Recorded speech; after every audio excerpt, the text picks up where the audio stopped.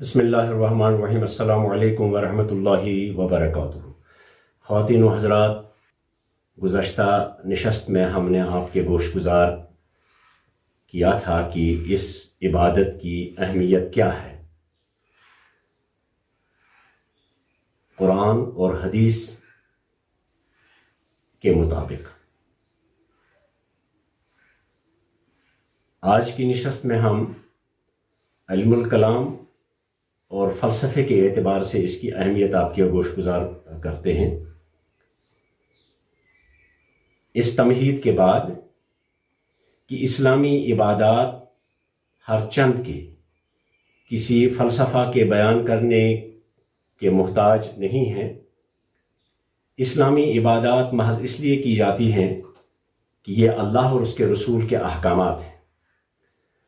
لیکن تاہم ہمارے اسلاف علماء نے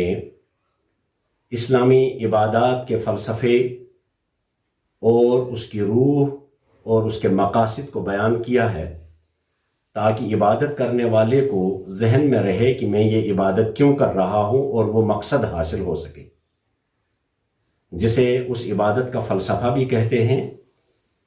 یا ان عبادات کے اسرار بھی کہتے ہیں یا ان کے مقاصد بھی کہتے ہیں۔ واقعی اگر ہمیں کسی عبادت کا مقصد معلوم نہ ہو تو ہم اس عبادت کو کما حقہ ادا نہیں کر سکتے، ہر چند کہ ہمارے بعض احباب عبادتوں کو فلسفوں کا پابند نہیں بناتے، تاہم ہمارے اسلاف علماء نے ان عبادات کی اہمیت اور ان کے فلسفے پر قلم اٹھایا ہے۔ ان میں سے سب سے پہلے عبادتوں کے فلسفہ بیان کرنے پر قلم اٹھانے والے عالم اسلام کے ایک قداور عالم دین اور فلسفی علامہ ابو حامد امام غزالی علیہ الرحمہ ہیں، جنہوں نے اپنی کتاب احیاء علوم الدین میں اسلامی عبادات کے فلسفے اور اس کے اغراض و مقاصد اور ان کے اسرار پر قلم اٹھایا ہے۔ جب ہم ان اسرار کو، ان عبادتوں کے اسرار کو پڑھتے ہیں تو ہم ان عبادتوں کو احسن اور بہتر طریقے سے ادا کرنے پر آمادہ ہو جاتے ہیں، اس لیے ان کو غیر اہم نہیں سمجھا جا سکتا۔ اور پھر یہ اکیلے عالم دین نہیں ہیں کہ جنہوں نے اس پر قلم اٹھایا، اور اس کے کوئی قریباً 100 سال بعد ایک دوسرے عالم دین علامہ عبد الرحمن ابن قدامہ المقدسی،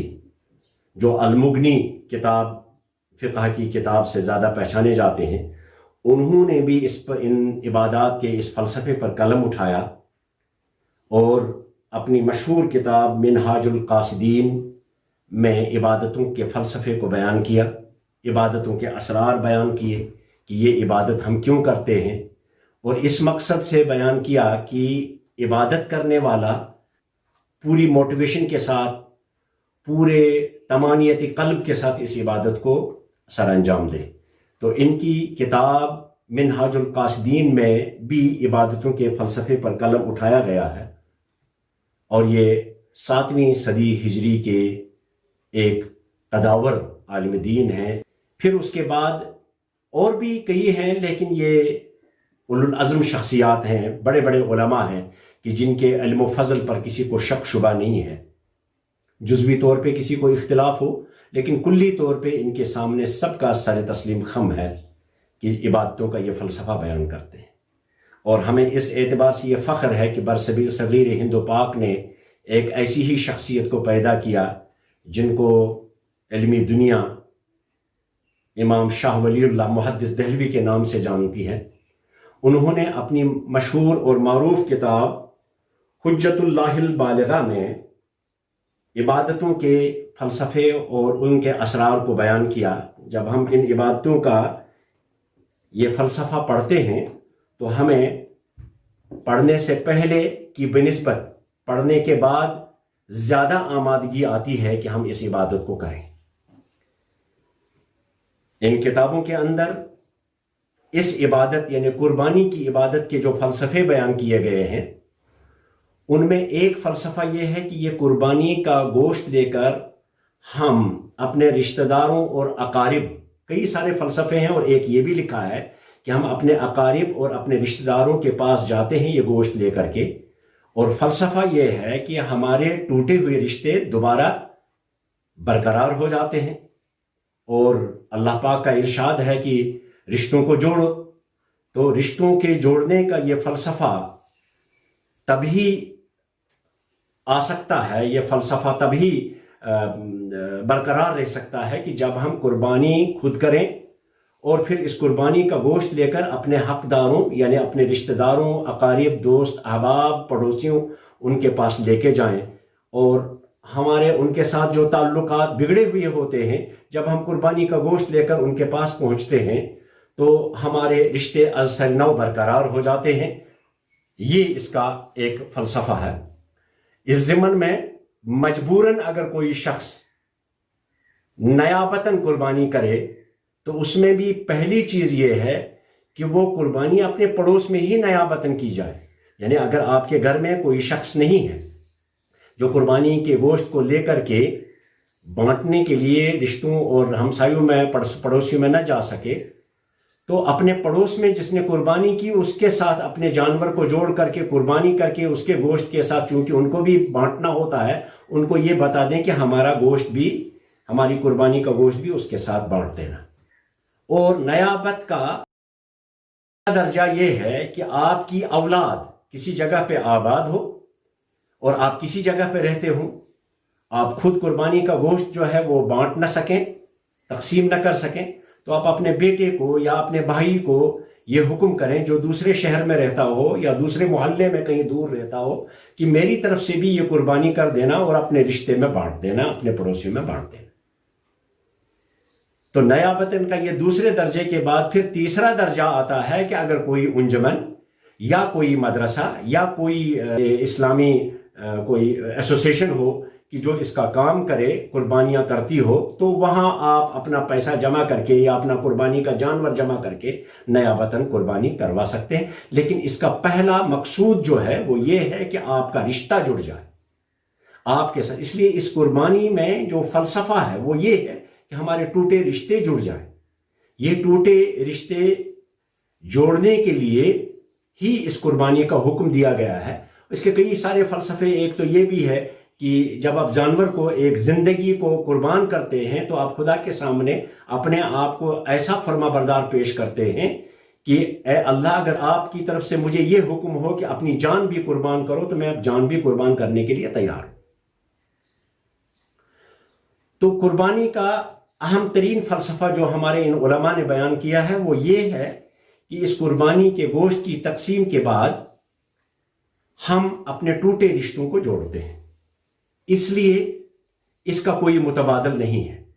کہ آپ کوئی اور طرح سے کریں، جیسے کہ نماز کا آپ متبادل تلاش کرنے لگیں۔ اگر نماز میں، مثلا نماز میں کئی فلسفے ہیں، ایک فلسفہ یہ ہے کہ وہ آپ کی جسمانی صحت بھی ٹھیک رکھتی ہے۔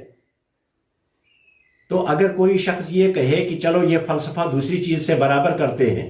مثلا کوئی شخص جمناسٹک کرنے لگے، کوئی یوگا کرنے لگے کہ اس سے بھی میری صحت ٹھیک رہتی ہے، تو ایک فلسفہ تو آ گیا، لیکن جو دوسرے سارے فلسفے اس کے اندر ہیں وہ اس یوگا کے ذریعہ سے یا وہ اس جمناسٹک کے ذریعہ سے آپ کو، یا اس صبح سویرے دوڑ لگانے سے آپ کو حاصل نہیں ہوں گے، کیونکہ اسلامی عبادت کے اندر صرف ایک ہی فلسفہ نہیں، کئی فلسفے ہوتے ہیں۔ اس لیے اسلام نے سوچ سمجھ کر، اسلام نے انتہائی اعلیٰ درجے اور اعلیٰ فکر کے بعد، اعلیٰ فکر کے نتیجے میں ہمارے لیے عبادتیں تجویز کی ہیں۔ تو کوئی شخص یہ کہے کہ اگر اس میں رشتہ جوڑنے کا ہے تو چلو میں ٹیلی فون سے یہ کام کر لوں، چلو میں کسی اور طرح سے یہ کام کر لوں، نقد کیش لے کر کے ان کے پاس جاؤں، تو پھر وہ چیز، دوسرے فلسفے جو اس کے اندر ہیں وہ بروئے کار نہیں آ سکتے۔ اس لیے خواتین و حضرات، کوئی متبادل آپ تلاش نہ کریں، اور نہ اس کا کوئی متبادل ہے۔ اسلام نے جو عبادتیں ہمیں تجویز کی ہیں ان کا کوئی متبادل نہیں ہے، وہ وہی عبادتیں کرنی ہیں۔ ہاں، صرف ان چیزوں کا متبادل ہے جن کا خود اسلام نے تجویز کیا، متبادل، اس کا سبسٹیوٹ تجویز کیا۔ اب ہمارا ذہن کبھی کبھی یہ کہتا ہے کہ ایسے حالات ہیں آج کل، جیسے کورونا وائرس کے پھیلنے کی وجہ سے ہم ادھر ادھر نہیں جا سکتے، ہم دوسروں کے گھروں تک نہیں پہنچ سکتے، یہ نہیں کر سکتے، وہ نہیں کر سکتے. یہ سب ایک بہانہ بازی ہے. یہ آپ کو اس سوال کے جواب کے بعد آپ خود بھی سمجھ جائیں گے کہ اگر ایک شخص جو ہے اپنے گھر میں گھر کی ساری ضروریات کی چیزیں بازار سے لا سکتا ہے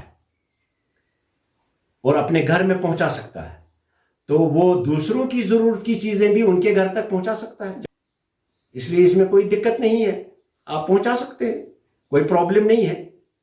ہاں ایک بات ضرور رہتی ہے، وہ یہ کہ لوگ اس میں تشکیک میں ہیں کہ اگر ہمارے پاس گوشت آ گیا تو کیا اگر اس میں وائرس کوئی ہو تو ہم کیا کریں. کوئی نہیں، آپ کو سائنسدان بتا رہے ہیں کہ جب کسی چیز کو گرم کرتے ہیں تو وہ وائرس خود بخود مر جاتا ہے.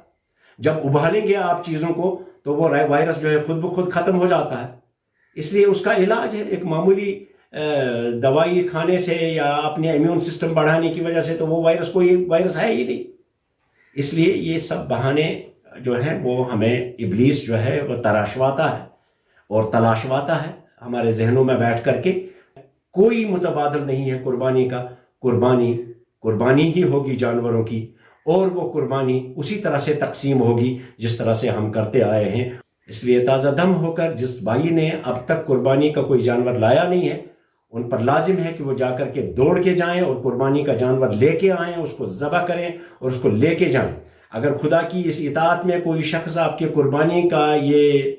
گوشت جو ہے وہ قبول نہیں کرتا تو نہ دیجئے اس کو، اپنے گھر لائیے، خود ہی کھائیے،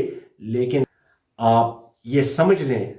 کہ قربانی کا کوئی متبادل نہیں ہے. قربانی ہی ہوگی. اللہ تعالی ہمیں توفیق دے تاکہ ہم قربانی کی یہ عبادت بحسن خوبی اور بدرجہ احسن انجام دیں. ربنا تقبل منا انك انت السميع العليم وصلى الله تعالى على خير خلقه محمد وعلى اله وصحبه.